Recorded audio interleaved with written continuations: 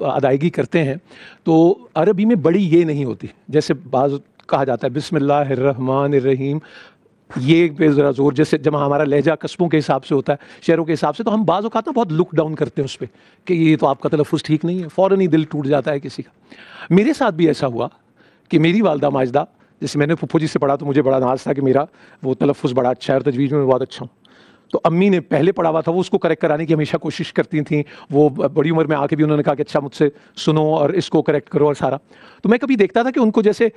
وہ جو ہے کی ادائیگی ہوتی ہے نا، اس پہ وہ بڑی ہوتی تھی کہ مجھ سے یہ کیوں نہیں ہوتا۔ انہوں نے ایک بار مجھ سے ایک درود پاک کی کریکشن بتائی کہ یہ ایسے نہیں ہے، تو میں نے دل میں یہ سوچا کہ امی سے بہتر تو میرا تلفظ ہے، تو کیسی میں نے اس پہ توجہ ہی نہیں دی۔ اب جب میں پڑھتا ہوں نا تو میں رونے کے ساتھ ہی پڑھتا ہوں۔ یہ جو جانکاری کا ناز ہے نا، یہ جو آپ کو ہوتا ہے کہ میں جانتا ہوں اور مجھے سب پتا ہے اور میرا لہجہ بہت اچھا ہے، میری تجوید بہت اچھی ہے، تو بعض وقت اس میں سے آپ اخلاص میں سے نکل جاتے ہیں، اور کوئی ایسا جس کا تلفظ اچھا نہیں ہوتا یا جو باوجود کسی چیز کے ادا نہیں کر پاتا، وہ اخلاص کی دولت سے مالا مال ہوتا ہے اور اس کے بیڑے ہی پار ہو جاتے ہیں۔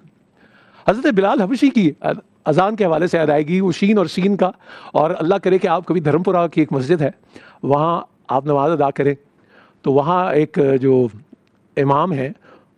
ان کا لہجے کا تھوڑا سا ہے، تو آپ کی چیخ نکل جائے گی، آپ ان کے پیچھے نماز ادا کر رہے ہوں گے تو،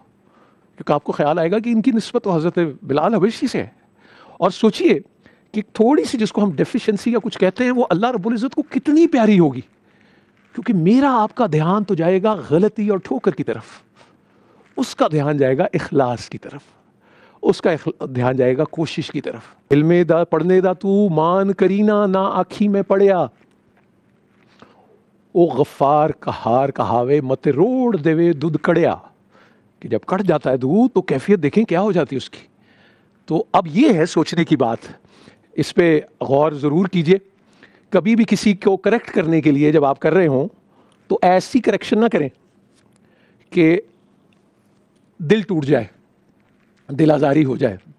بعض اوقات ہم ہے اور حلوے کی بات اور کہتے ہیں حلق سے بولو، بالکل اچھی بات ہے، آپ کو ضرور بتانا چاہیے، لیکن جو جیسے بڑی عمر کے لوگ جب اس طرف آتے ہیں تو آپ کبھی نا جو ایسا ادا نہ کر سکے نا، اس کے کبھی چہرے کی طرف دیکھا کریں۔ اس کی وہ جو ان ایبلٹی ہوتی ہے نا، وہ اس کی اتنی بڑی ایبلٹی بن جاتی ہے کہ بہت سارے علم والے اپنا دامن ہی جھاڑتے رہ جاتے ہیں۔ بس اس بات کا خیال اس پہر میں بھی ان تمام لوگوں سے درخواست جو منچلے کا سودا کی طرح قرآن کریم پہ انگلی رکھ کر یہ کہتے ہیں کہ جو میرے مالک نے کیا سچ کیا، حق کیا ہے، جو میرے مالک نے کیا حق کیا، سچ کیا ہے۔